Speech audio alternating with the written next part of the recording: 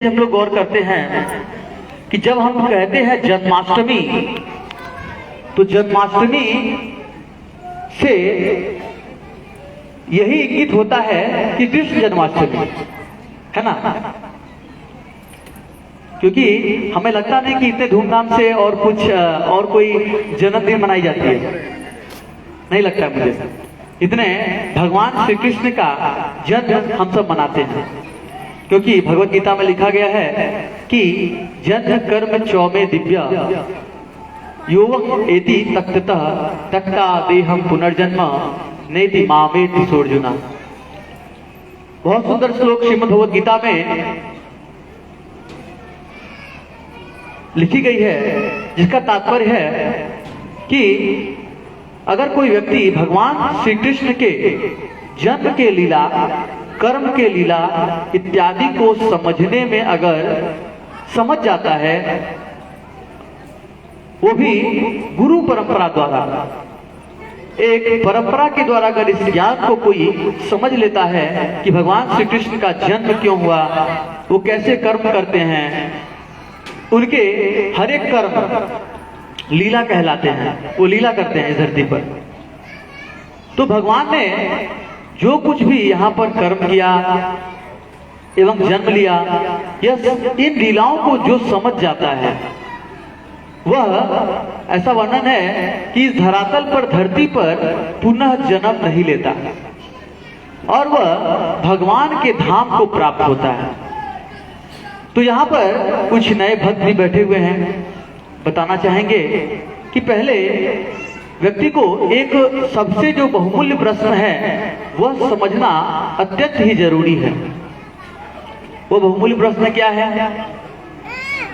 प्रश्न यह है कि व्यक्ति जानता है कि अलग अलग धर्मों में केवल एक ही भगवान होते हैं। जैसे अगर कहा जाए मुस्लिम धर्म में क्या है भगवान, बताइए? अल्लाह। अल्लाह। अगर हम बात करते हैं क्रिश्चियन का, तो एक ही भगवान है ना, जीसस क्राइस्ट कहते हैं। वैसे ही बौद्ध धर्म में एक ही है। लेकिन हमारे सनातन धर्म में हम देखते हैं कि व्यक्ति विभिन्न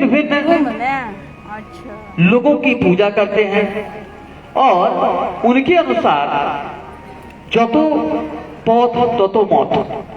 एक बंगाली में बहुत ही अच्छा कोट है जो श्री प्रभुपाद जी हमेशा कोट करते हैं। कहते हैं जितने मति हैं उतने सारे पथ हैं।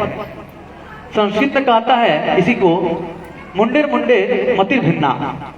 अलग अलग मुंड में अलग अलग ज्ञान रहता है और व्यक्ति उस ज्ञान को साबित करना चाहता है कि यह ही ज्ञान बिल्कुल सही है।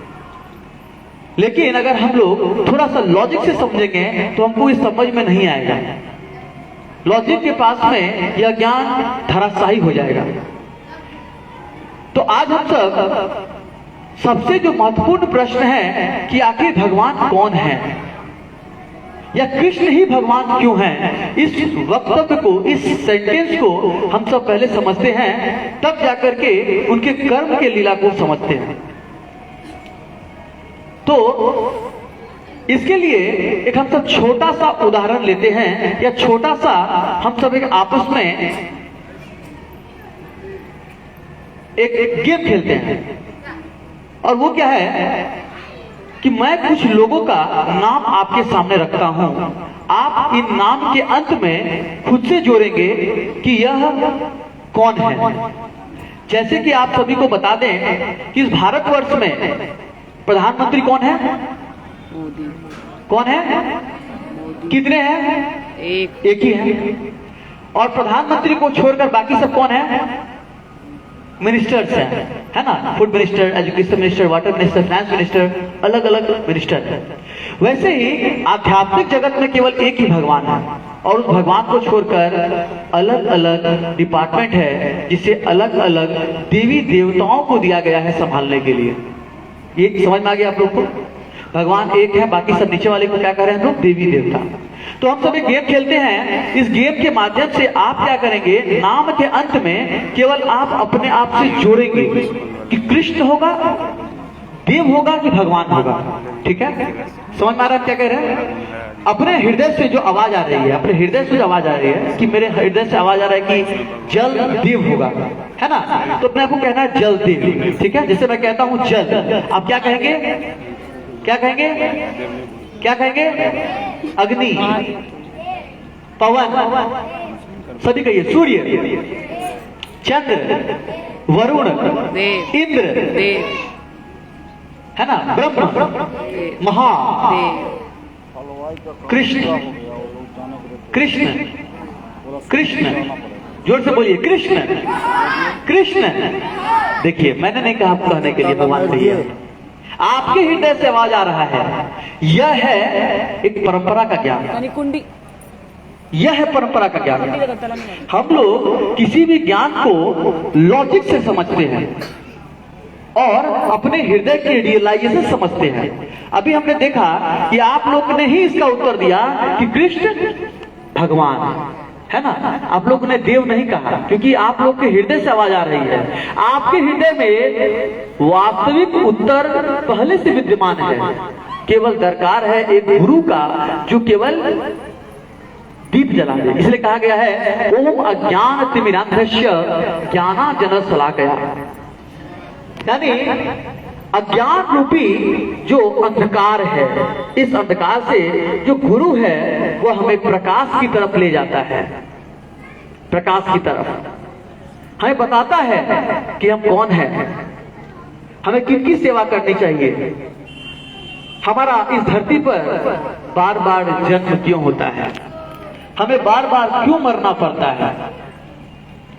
शंकराचार्य ने कहा है पुनरपि जन्मम पुनरपि मरणम पुनरपि जठरे जठरे शयनम, ऐ संसारे कल विस्तारे भज गोविंदम भज गोविंदम भज गोविंदम मूढ़मते। बोल रहे हैं कि इस धरती पर, इस पृथ्वी पर आने के बाद बड़ा से बड़ा पैसा वाला व्यक्ति भी, बहुत पैसा है, लेकिन अपने जीवन का एक सेकेंड वो बढ़ा नहीं सकता है। जो समय उसके प्रारंभ में फिक्स कर दिया है कि आप 56 साल 7 महीना 4 दिन 12 घंटे और 23 सेकेंड जिंदा रहेंगे, तो आप 24 सेकेंड नहीं कर सकते हैं, है ना?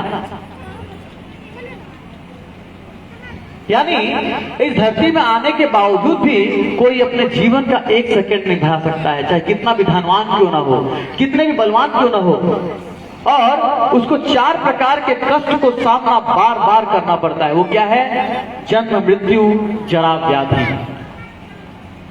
भगवद गीता कहती है जन्म, मृत्यु, जरा, व्याधि, दुख, दोषानुदर्शनम। ये 4 प्रकार के जो कष्ट हैं, इससे सभी परेशान हैं। आज सोचिए कौन सा साल चल रहा है, बताइए कौन सा साल है? 2024। क्या हमने सोचा है कि जब 1024 था तो हम कहां थे? सोचे क्या? क्या हमने कभी सोचा कि जब 24 था तो हम कहां थे? अभी चल रहा है कलयुग, हम लोग त्रेता में भी थे, द्वापर में भी थे और सतयुग में भी थे, लेकिन एक ऐसा निर्दिष्ट कार्य है जो हम नहीं कर पा रहे हैं, जिसकी वजह से हमें इस धरातल पर, धरती पर बार बार इस जन्म मृत्यु के चक्र पर सर्कल करना पड़ रहा है, घूमना पड़ रहा है, बार बार घूम रहा हूं, बार बार घूम रहा हूं, कंटिन्यूअसली